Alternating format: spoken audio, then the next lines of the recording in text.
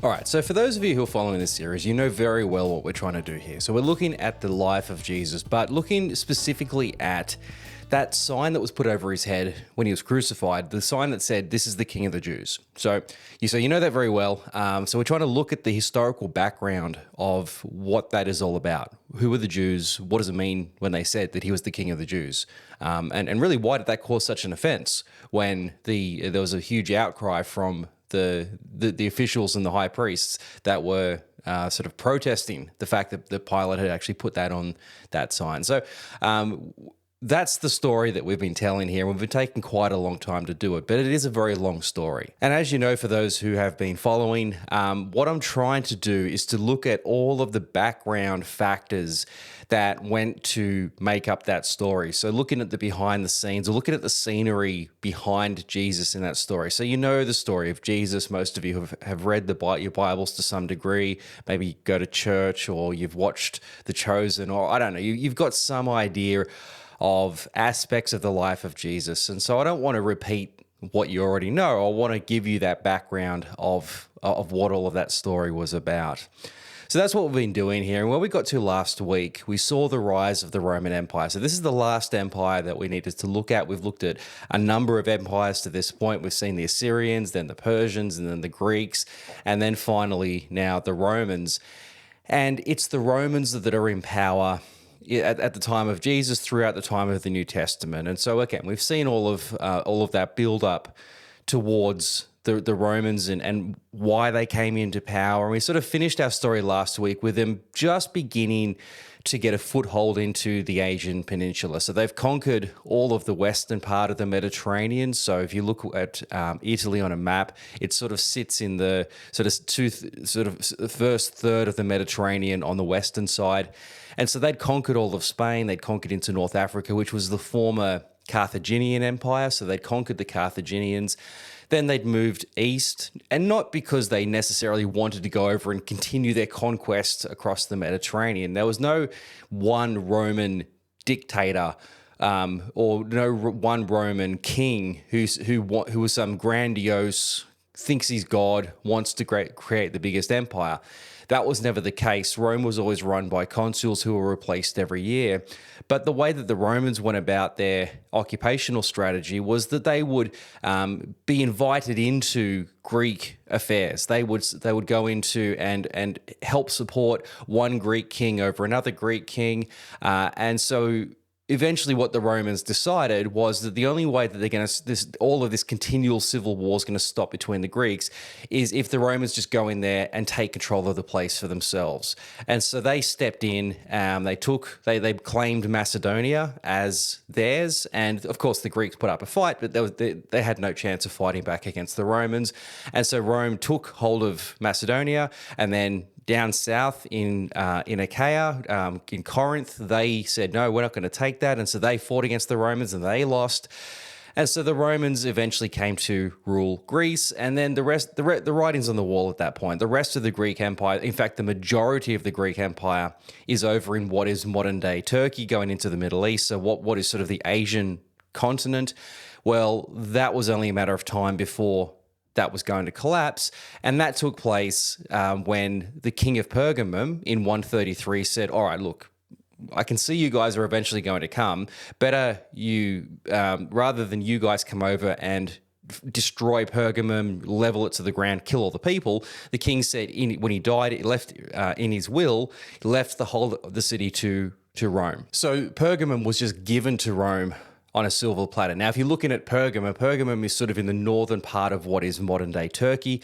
And so that's really sort of the next foothold east going into Asia, into modern-day Turkey.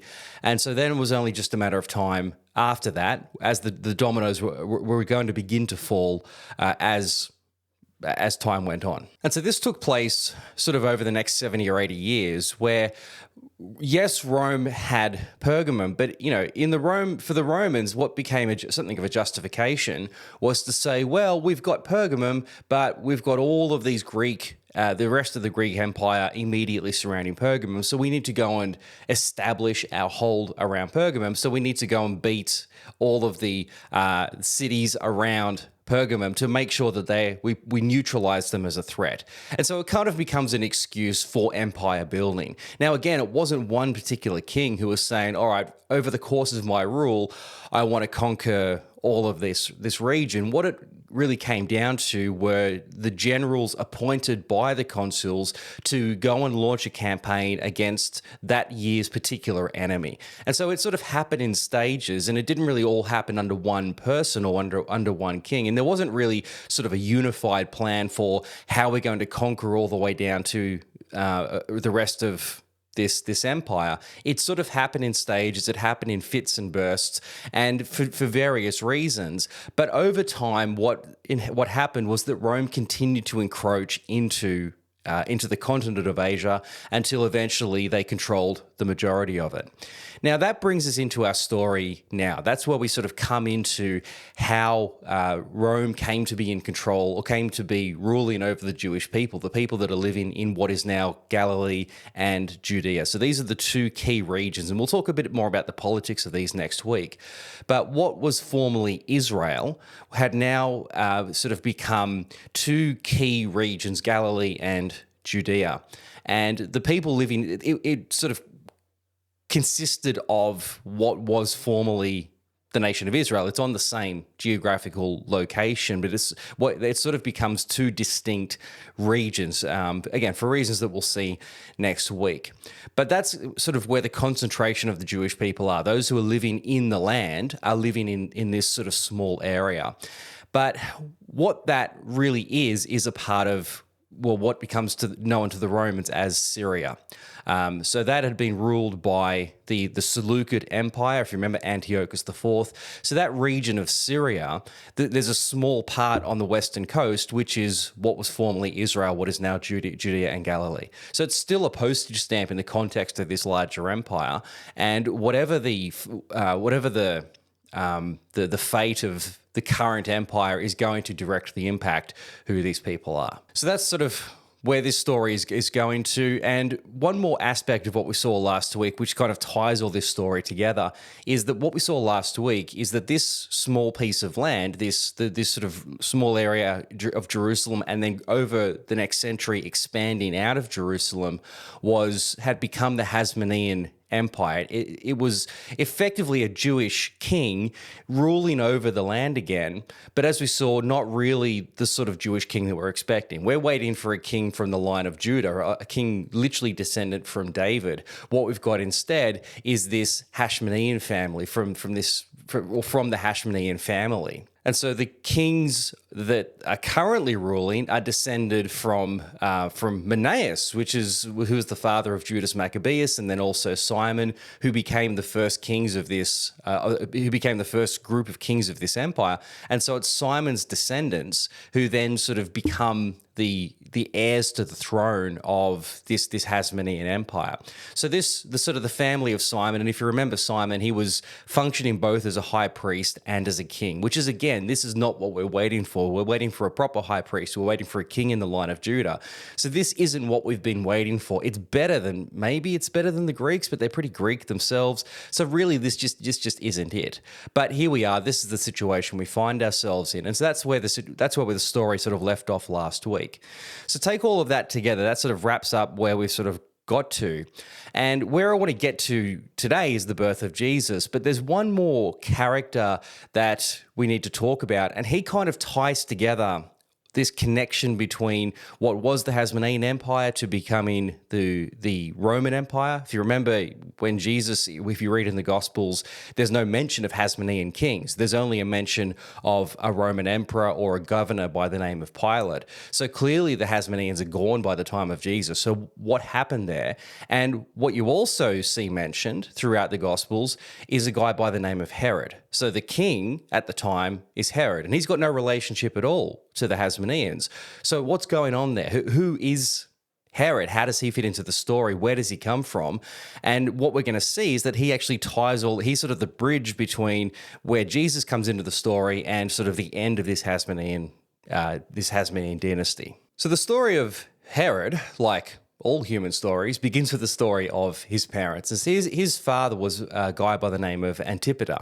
Now, Antipater, if you remember, I've briefly mentioned him a couple of times. He was a convert to Judaism as a result of the expansion of the Hasmonean Empire. So if you remember, the Hasmoneans under Simon continued to expand their reach, and through that continued expansion, they brought into their orbit the surrounding regions, but if the people in those regions weren't Jewish, they were basically forced into conversion. And so Antipater, now living in this area that had been taken over by the Jewish, so by this Hasmonean empire, or this Hasmonean king, he's a political pragmatist. He sees the writing on the wall. There's no point holding on to his previous gods and previous cultural ideas. It's very practical for him to convert to Judaism. And so this is exactly what he does. And so he's from this region of Idumea, which is down in the south of Jerusalem. So he converts to Judaism, but he also marries an Arabian princess. So Antipater is a very prominent clan chief of his particular region. So he's already a man of particular wealth and status, a very important man within his community.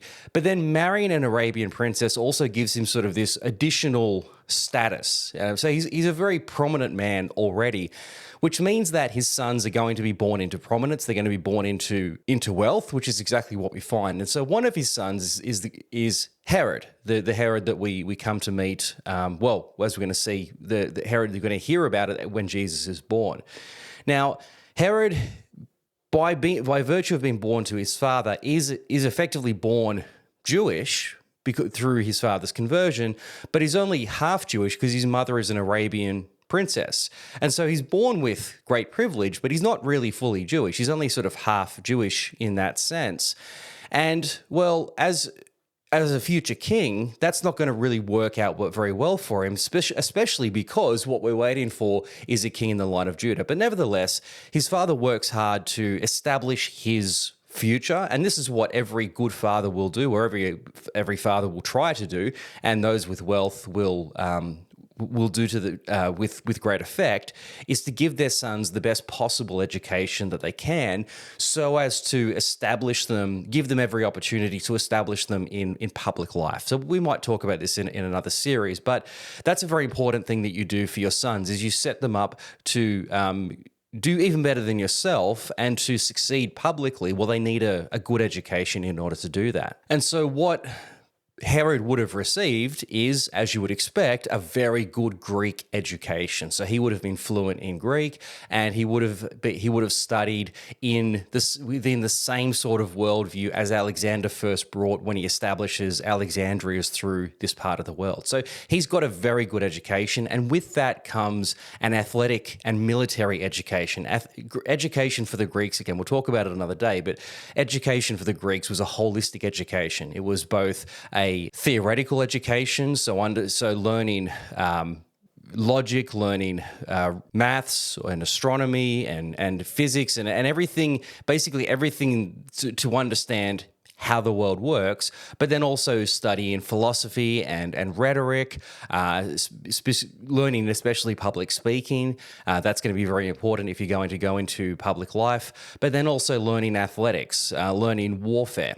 If you think about the Olympic Games, if you think about all of those activities that you see in the Olympics, they all go back to ancient Greece and to that training that those boys received. But all of that was training for war. So think about throwing spears, throwing heavy objects and running, and think about the pole vault, for example. Think about where you run along, you got the big stick and you launch yourself over a bar. What is that training for? Well, that's to launch yourself over a wall so you can attack the enemy on the other side. So all of these combat activities, this is what you're learning in school. So Herod would have been trained in all of this.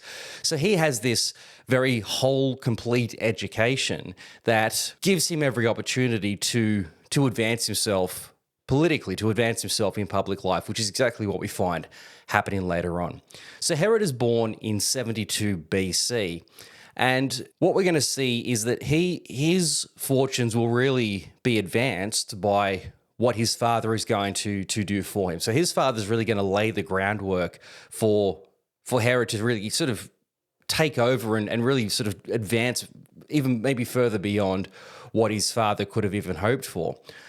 So Antipater, as I said, he's a very smart political operator. Okay, he's got a really good sort of sense of where things are going, where the tides are moving, and so he can really sort of see what's happening in the political scene around him and just sort of place the right bets. This is the thing about empires, is that you've always just got to pick the winning side, and we're seeing that as throughout our story. If you pick the wrong side, you're gonna suffer the fate of that losing side. So you've got to pick the right side so that when they do win, you get the benefit and you get to share in the glory of their win. And so Antipater's got a really good sense of who the right people are to back in these particular situations. Well, this is exactly what happens in 63 BC. So Herod is about 10 by this stage, and this Hasmonean dynasty have come to civil war. So the previous king has died, and so the sons now of this previous king are sort of fighting over who is going to be the heir to the throne. We've got two contenders for it, and so they're fighting over who that is going to be. And the two men in question, the two sons in question, are John Hyrcanus and Judah Aristobulus. So I'm going to try to tell this story and hopefully keep those names in mind. So John Hyrcanus and Judah Aristobulus, these guys are fighting, sort of arguing with one another over who is going to be the king. And as it happened at the time, there was a Roman general in the region who was securing the borders of Rome. So the guy that we're talking about, Pompey the Great, he'd been campaigning in the northern part of Syria, shoring up some Roman territories. And what he his excuse was, well, what I need to do is to really ensure that there are no more threats to Roman stability in the region. Now, what these threats were probably maybe partially real, but largely just an excuse for him to expand and to take more territory for Rome. The other thing that sort of drove the Roman ambition or drove Roman occupation was the glory-seeking generals. So you give a Roman general an army and incredible amounts of wealth and power to go and do something for Rome. Well, the general's the one who gets the glory. It's not the consuls that send him out. It's always the general. And if you remember, in springtime, kings go off to war. One of the things that you get when you go to war, if you win, is the riches and the spoils of the battle. So these Roman generals are going out with these big armies and conquering these big areas, ostensibly for the security of Rome, but in doing so are getting the glory of having expanded the Roman boundaries and at the same time getting for themselves incredible amounts of wealth. So Pompey, during this time, is doing exactly this. He's expanding the Roman Empire, again, under the guise of security, but effectively really just to expand Rome, but also expand his own glory. And in fact, as a result of this, Pompey becomes by far the most famous general, hence Pompey the Great, and also probably the wealthiest man in Rome. So this is incredibly lucrative for Pompey. And when he goes back to Rome, the amount of wealth that he has is just, they do a parade. So when a general returns and they've been successful, they've conquered or expanded territory for Rome, they put on a parade. They put on a celebration through the streets of Rome in honor of this general. And one of the things that they do is they parade the wealth from their conquests. This parade literally took days to show off all of the captives of war and all of the treasure that he brought back. So it was an extraordinary achievement for Rome, but really an extraordinary achievement for Pompey. Well, anyway, it's in 63 BC. He's in the area doing all of this. And so Hyrcanus and Aristobulus, they both appeal to him because they realize that Rome is going to be in control very soon. And so what they want is to get his favor so that when Rome eventually does take their area, he's going to give one of them his endorsement. So both of them appeal to Pompey. And now, Pompey and the Romans are very pragmatic, like everybody else before them. They want somebody in the region who is going to be a useful tool. They don't want somebody who's a smart operator. They don't want somebody who is potentially seditious, somebody who's going to cause them trouble.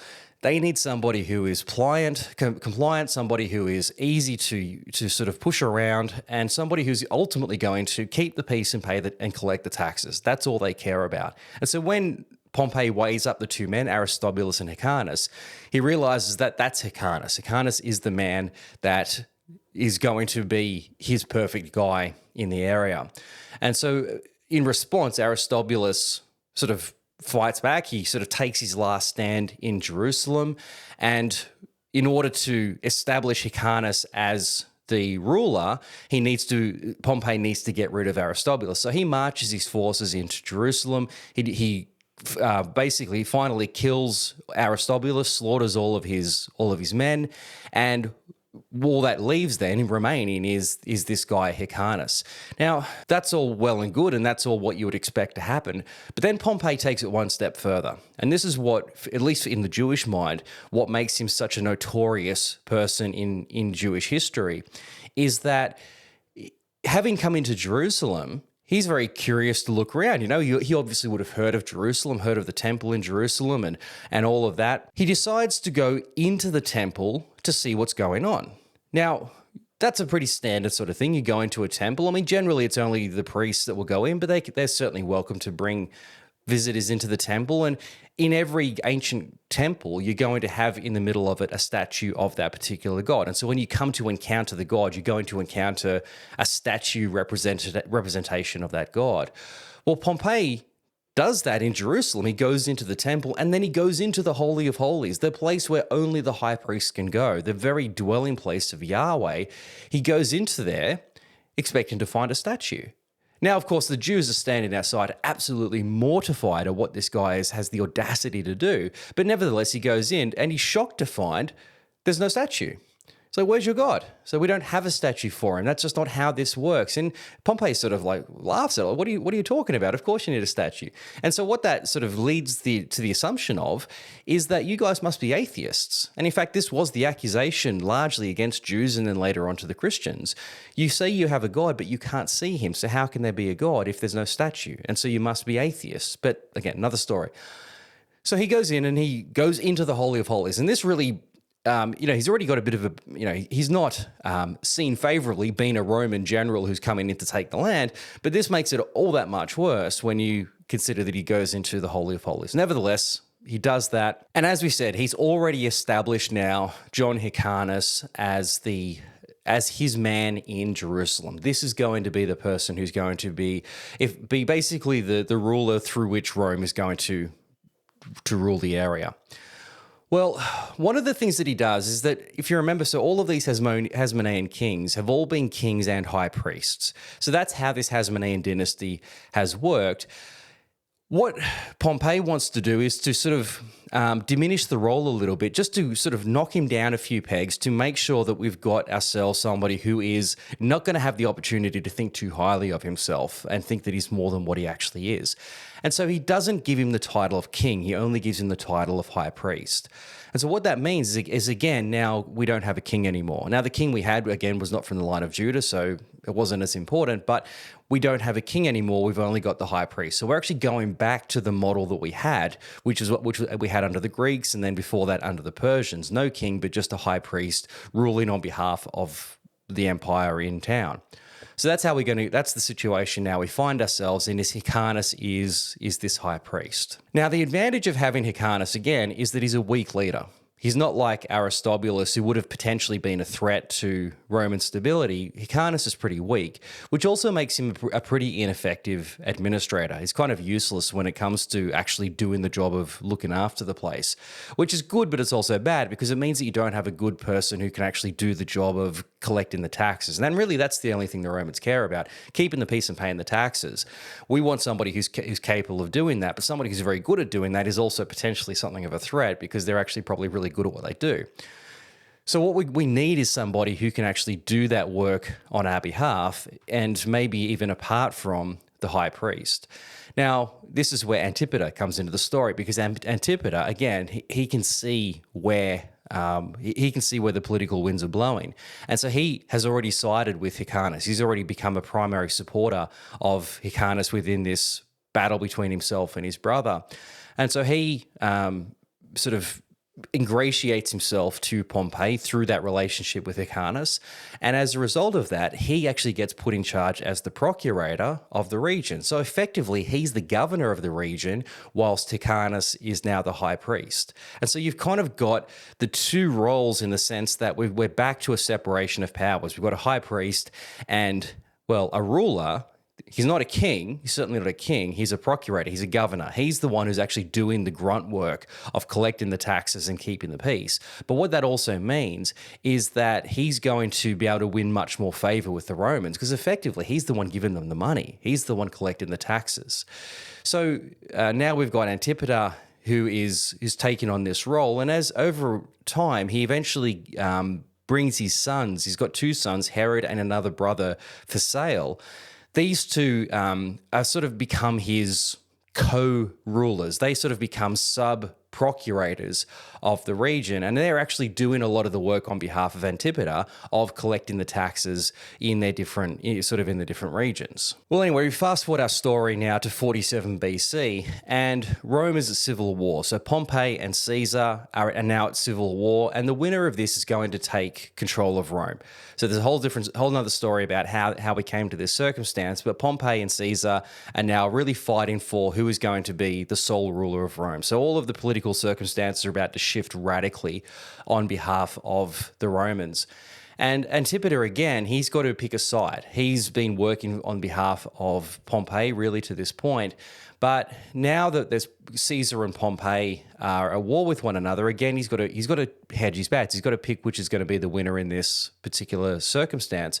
And so he sides himself with Caesar. In fact, actually goes and aids Caesar at one point when Caesar's stuck in Alexandria. He's been sort of surrounded by Pompey's forces. Antipater goes in takes Jewish forces down and rescues Caesar out of that situation in Alexandria. Now, Caesar never forgets that. And so when Caesar eventually vanquishes Pompey and takes full control of Rome, he rewards Antipater now with full governorship. And so he was sort of doing the role of procurator, maybe not so much in the formal sense, but now he's absolutely Rome's man in the region. So so he finds himself now as close as you can get to being the ruler of the Jewish people. And again, what that benefits then is his sons. And so what he does is that he breaks the region up into two areas, and he gives Herod the control of Galilee up in the north, and then his brother Phasael the control of Judea down in the south. So we've got the two regions that have been divided up, Herod in the north, Phasael in the south, but ultimately Antipater over both of them as Rome's man in the area. So again, what is their job? Keep the peace, pay the taxes. Now, Hyrcanus is still on the scene. He's still functioning as the high priest, but really these are the men with all the power. These are Rome's men in the area. Well, anyway, Herod, like his father, he's a smart political operator, and so he knows that his future, there's more to his future than just simply being a procurator. He's got his sights set on being the king. He wants to have full control of the Jewish people. Whether or not he's actively talking about that, certainly he's making moves towards that.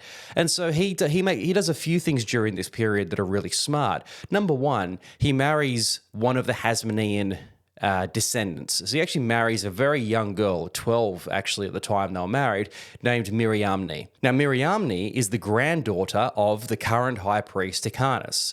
So this is a really smart move because it means that he's now part of the family. He is married into the family of John Hyrcanus, who is the high priest, but that also gives him effectively the status of being in the Hasmonean dynasty. He's got that Hasmonean legitimacy that is going to at least give him some sort of legitimacy, some sort of credibility with the people, that at the very least I might not have the Jewish heritage that you're looking for, but I'm at least part of the current royal family, even though they've been stripped of their royalty. I'm at least part of that family. So that's a very smart move on his behalf. And so that really sort of positions him for his future in in rule. But at the same time, he's still got to bide his time. He's still got to, his father is still in control. He's still got his job to do, which is to rule Galilee. But all of that's going to change a few years later in 43 BC, when Antipater is actually poisoned by one of his rivals. So Malichus, who's a whole different story, but Malichus is sort of a political rival of Antipater. Well, Malichus actually poisons Antipater and thus, well, obviously leaving him dead. And so that sort of leaves now only the two sons, Herod and Phasael, to sort of vie for or sort of take now that position of their father in that ruling position. So Rome weigh up their options. They've seen that Malichus has killed Antipater, and so they do away with him. They actually, sort of scheme to get rid of Malichus. And what we've got left now is Herod and the two sons, Herod and Phasael. And so Mark Antony is a sort of the new Roman ruler in the region. He steps in and he can see the value of these two men. They're both very effective in what they do. They're both good at collecting the taxes and keeping the peace. And so he's obviously happy to keep them in charge. And so he makes it official. Okay, Herod, you are the procurator of Galilee. And then in the south, Phasael, you're going to be the procurator of Judea, and that's how things are going to be. So we've got the two regions, we've got our men in control there, they're keeping the peace, they're collecting the taxes, all of that is wonderful, all of that is great. So Hyrcanus is still the high priest, Phasael and Herod are the procurators of the region. Everything seems to be set up, everything is got to be as good as Herod could possibly imagine it's going to be. But then all of that changes a couple of years later in 40 BC. So we have one last rival for the throne, and this is a guy by the name of Antigonus. So if you go back to the beginning of our story, you've got John Hyrcanus and Judah Aristobulus, who originally started this whole civil war and brought us to where we are now. Well, the son of Aristobulus, Antigonus, he sees himself as being the rightful heir of the throne. I mean, his father was killed by the Romans. Well, he still has that Hasmonean dynasty, far more. He's obviously a genuine Hasmonean descendant, as opposed to Herod, who's only married into the family, and Phasael, who doesn't even have any claim to Hasmonean legacy. Well, he can at least turn around and say, well, I'm at least from the Hasmoneans. My father was Judah Aristobulus, who should have really been the king, and so he sort of takes his opportunity now that we've got the two sons in control and maybe something of a weaker situation. He takes the opportunity to go in and take that power for himself. And so he's backed by the Parthians. Again, this is another story right down in the east, sort of the edges of Alexander's old empire. You've still got the Parthians, who are sort of the remnants of Alexander's old empire. They never really go away. So they kind of become a thorn in the flesh of the Romans, really up until about the 7th century when they're finally eradicated. But they back Antigonus in his attempt to conquer the area because they see someone useful in him and somebody who is going to fight against the Romans. So Rome sides with Herod and Phasael. There's their men in the region. Well, Parthia doesn't like having Rome on their doorstep, and so they want somebody who they can use to push the Romans back into the Mediterranean, hopefully, and get them off their borders. So they use Antigonus to try to push out Herod from their positions. And so he besieges Antigonus with the Parthian backing. He besieges Jerusalem in an attempt to drive out Hyrcanus from the high priesthood, to drive out Phasael, but he's not strong enough to do it. He just doesn't have the strength to drive out these men. And so it comes to a bit of a stalemate. Well, anyway, this is still a problem because you've got this somewhat of a powerful contender, Antigonus. You've also got Phasael and Hyrcanus in Jerusalem. You're going to need something is going to have to give here because this tension can't continue. So anyway, the Parthians who've been secretly backing Antigonus, they haven't been openly backing him, just secretly backing him. They turn around and say, well, okay, how about this? How about we will mediate between the two of you, between the Herod, Phasael, and Hyrcanus and Antigonus. We'll mediate between you to bring about a peaceful resolution as to how this is all going to turn out. Now, this is, of course, a ruse. Now, Herod sort of goes, hang on, this doesn't seem right. And so he doesn't go down, but Phasael and Hyrcanus do. They leave for Damascus and under the impression that this is going to be a peace talk and that we're going to come to some sort of resolution here. Well, anyway, along the way, they're both captured by the Parthians. Now, what they do to Hyrcanus is they don't kill him, but they cut off his ears. And so what that means is that he can no longer serve as the high priest. To be the high priest, you have to be physically perfect. You can't have any sort of deformities. And so now that he's got his ears cut off, well, he can't serve as the high priest. So they haven't killed him, but he can't do his job anymore. So they've removed the high priest by virtue of doing this. And then they also take Phasael into captivity, and it's during captivity that he's actually, well, killed. That he actually commits suicide. He realizes the situation that he's brought his people into, that he's been fooled. He's really, this is a horrific situation that he's found himself in. And so his response is to commit suicide. And so this is what he does during his captivity. Now, Herod, having heard all this, realizes, hey man, that was a good thing I didn't go down there. That would have been me as well.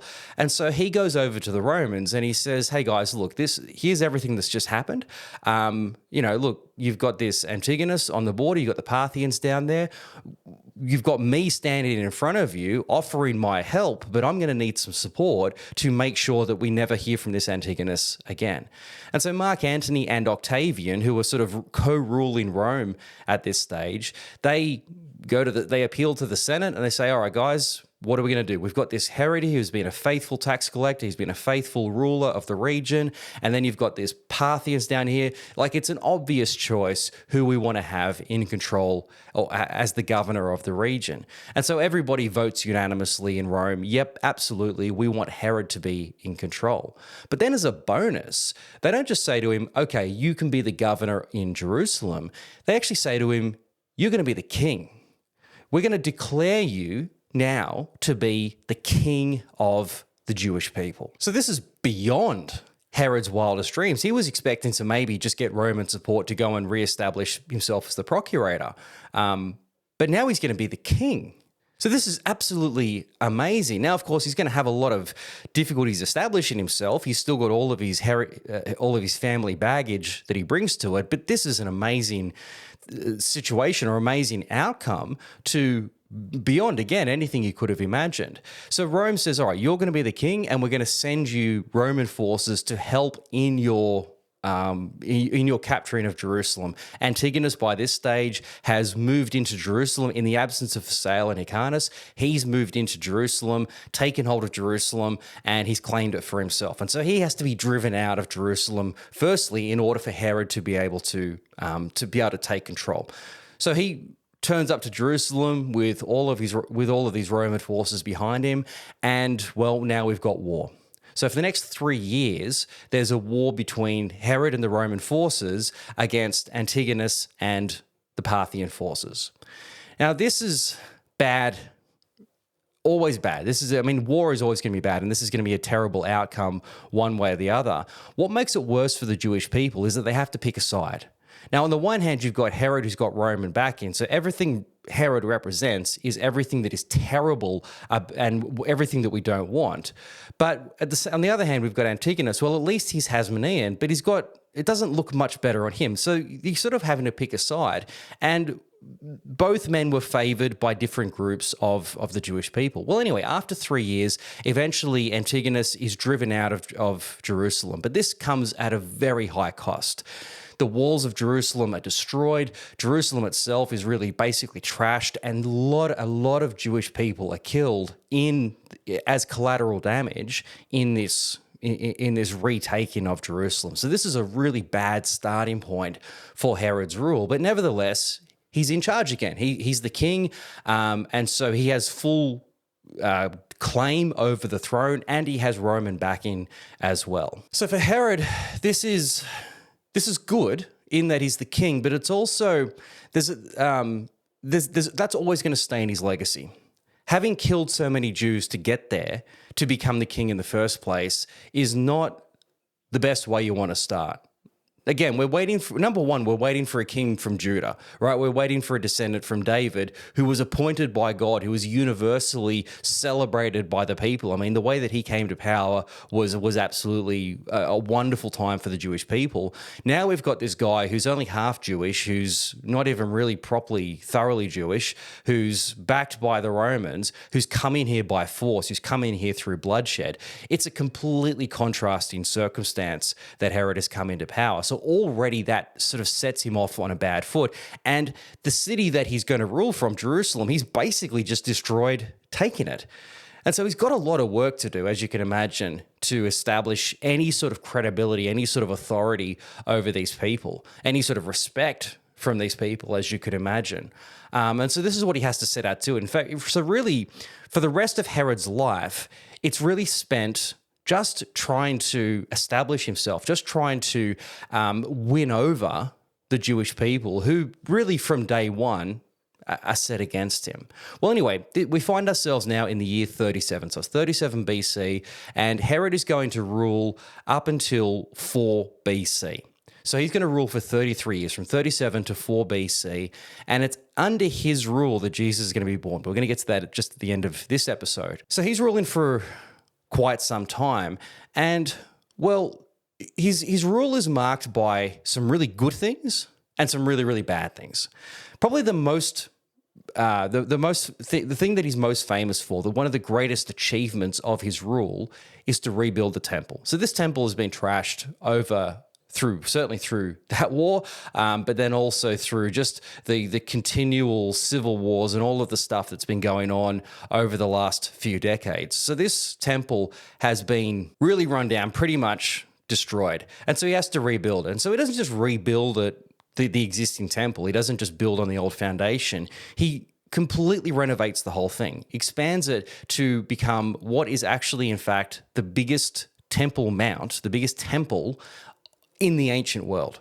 I mean, this thing is absolutely extraordinary. If you've been to Jerusalem, if you've seen the temple wall there, it is monumental. So this is an absolutely enormous project, which still isn't even finished. Even in the time of Jesus, this temple is still being worked on. The temple doesn't get finished until a few years after Jesus' death. It's just such a monumental temple and achievement that he brings about. And so for that alone, he is certainly acknowledged. That's probably the thing that he's most famous for, rebuilding this temple. But he also rebuilds the region itself. He rebuilds cities, and so one very famous city that he builds is a city called Caesarea Maritima.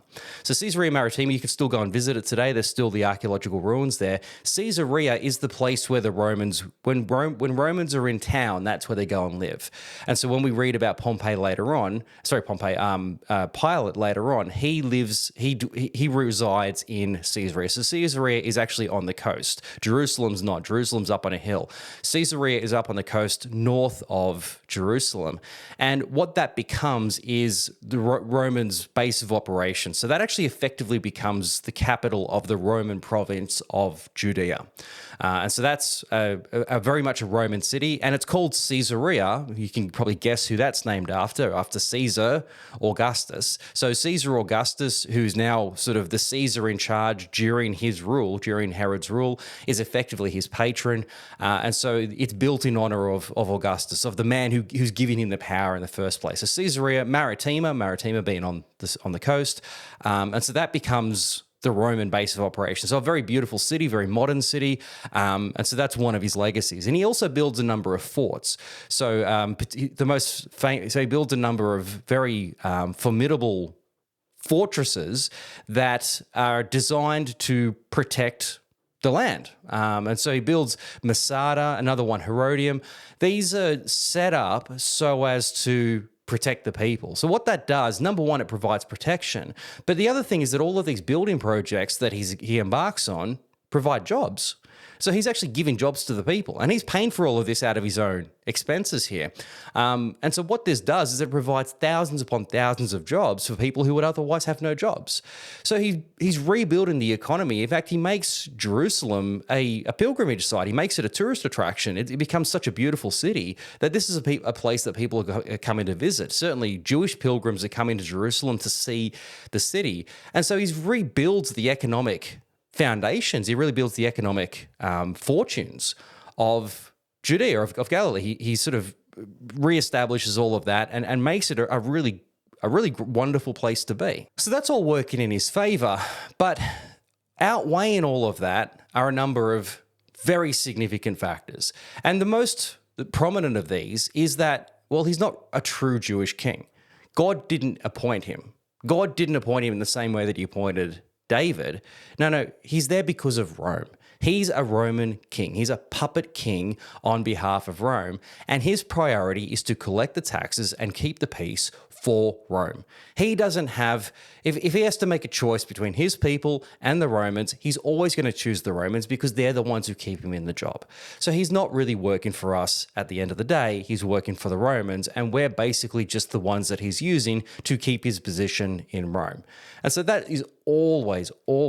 And for that reason, in fact, Herod is never really accepted as a king because he's Rome's man. He's not God's man. And that's what we're waiting for here. More than that, he appoints his own high priest. The high priest should be coming from Levi. At the very least, they should be coming from Zadokite, who's been the high priest that we've been seeing to this point. He's just appointing high priests who are just his men. So the high priest is sort of taking care of ostensibly taking care of sort of the religious side of things through that time on behalf of the king. Well, again, he's just appointing his own men, people who are just there to work for him, people who, like him for the Romans, they're just working for him. So they're not genuine high priests. They're just the highest bidders. In the same way that we had Jason and then Menelaus for the Greeks, now we've just got whoever the high priest is just the one who's Herod's man for that particular time. So we don't even have any genuine high priests. We don't have a genuine king. We don't have any genuine high priests. They're all just political puppets. So what is to accept about them? There's nothing legitimate about this, certainly in God's side and what we're expecting in our own sort of future. Working against Herod as well is always the fact that he's killed so many Jewish people, and he killed Antigonus because there are a lot of people who wanted Antigonus. They didn't want Herod, and so they haven't got what they wanted in terms of the king they ended up with. And so not only have they lost their man, they've also lost a lot of people on the way to get there. So this is, again, always going to be working against him in the fact that he's killed so many of his own people to get the position in the first place. But more than that, as time goes on, Herod himself becomes, well, crazy. He becomes incredibly paranoid. He has a whole personal army whose sole job it is to just protect him from potential assassins. But he also basically just sends spies out to find out, how are the people talking about me? What are they saying about me? And if anyone's speaking negatively, well, deal with them, make them stop talking in such a way. So increasingly tyrannical in the way that he rules. In fact, Miriamne, remember his first wife that he marries at the age of 12, Herod's sister, she doesn't like the fact that her brother is somewhat under the thumb of this Hasmonean princess. She doesn't like that Herod is kind of controlled or at least connected to this old line, this Hasmonean line. And so she goes to Herod and she says, hey, I heard a rumor that your wife is having an affair. Well, Herod flies into a rage and then goes and kills her, goes and kills Miriamne, murders her, and then realizes, what have I done? And really just loses the plot. In fact, there's one sort of rumor that he wanted to have her embalmed in honey and then put on the bed with him so that she would always be there with him, even though she was dead. So starting to really, really lose his mind. And then when the two sons that he had with Miriam, they sort of come back to Jerusalem as they've been to Rome to get educated. They've come back and they're sort of very, very scoffing at Herod. He doesn't have a good Roman education like they do. Very much the spoiled sons of a wealthy father. so they're sort of very snide about their father, but also very frustrated at the fact that, hey, you just killed mum. So they don't really like that about him either. And so, well, the simplest solution to that is just to have both of them killed. So he goes and kills his two older sons. In fact, it's such a famous story that Augustus, the emperor at the time, he actually makes a joke. He says it's better to be Herod's pig than it is to be his sons, which kind of tells you everything about how people perceive Herod. But as time went on, as he gets to the end of his rule, he's becoming, again, increasingly paranoid, kills more of his sons. It's estimated that he has at least 8 wives, and so, dozens of sons as a result of all of these wives that he has. And so he's certainly going back to the old school way of doing things with the multiple wives. So has lots of wives. And so it becomes very unclear even there as to who's going to be his successors, but it becomes easier because he keeps killing all of his sons and through his increasing paranoia. And so it's actually in this context of Herod's paranoia getting towards the end of his life that we see, well, the story of Jesus. So if you remember when Jesus was born, Herod was extremely paranoid about the fact that this potential king, people are saying that this is the son of David, this is the heir of Jesse, that this is the potential future king, that may be the Christ. This baby has been born in Bethlehem. And so naturally, as a already paranoid, already losing his marbles king, getting much older now and just really losing his mind, is extremely paranoid about this circumstance. And so what we read about is the slaughter of the innocents. So we read about this in Matthew's gospel, where at the end of his life, he goes and he commands that all of the boys 2 years and under be killed because he's heard this report of this potential king having been born. So we read about that in the story of Matthew, and that's the only account that we have of it, but it certainly fits within what was going on we know of Herod from other sources about the way that he was really just losing it completely by the end of his life. And so it's at the very end of the rule of this particular king, of King Herod, that we see the birth of Jesus. And so you can get a bit of a sense from that then of the political situation that Jesus is born into. We'll unpack this a bit more next week, but we've got a very politically volatile situation. Herod is on his deathbed. He's got sons that are about to take over. You've got the Romans in town. All of the things we've been talking about have really come to a head now at the end of Herod's life. And it's right in the middle of this, right smack bang at the end of this man's life, that we see Jesus being born and having to now grow up and navigate his way through these political waters, through this political situation that he's born into. But what it also tells us about Jesus' birth is something of the dating. We always date Jesus' birth to around the year 0. Hence we work our calendar from the year 0 being presumably Jesus' birth. He would have been born under the rule of this particular Herod, and we know that this Herod died in 4 BC, which means that Jesus was born at the very latest 4 BC, maybe 5 BC, but it was only within that last year or two of Herod's reign. So that sort of places his birth there. But more importantly, what it does, again, is it places his birth within a very volatile political situation. Herod is about to die. We don't know what's going to come next, what's going to happen with the succession, what are the Romans going to do. All of these things are now in play. And really what we've got now is a very well-established Roman rule. Whatever is about to happen is always going to be at Rome's command. The Greeks are gone, the Hasmoneans are gone. Rome is the new power at work. And what that is going to look like, well, that could go any way. We just don't know. And so, well, let's see what that has to hold. And particularly, what is that going to mean for the life of Jesus? And really, how does all of that culminate effectively in his crucifixion later on? Well, anyway, I did say we're going to talk about Jesus. We are going to get to his birth. We did that right at the end. And so what we're going to pick up on now is the life of Jesus. And so what we're going to spend the next few weeks just unpacking that, who Jesus was, how that story fits into this broader story. And then again, ultimately, how does all of that culminate in his crucifixion at the end of the story? So stay with me. We are getting there, but thank you so much for being here this week. Have a fantastic week, and I look forward to seeing you next week. All the best.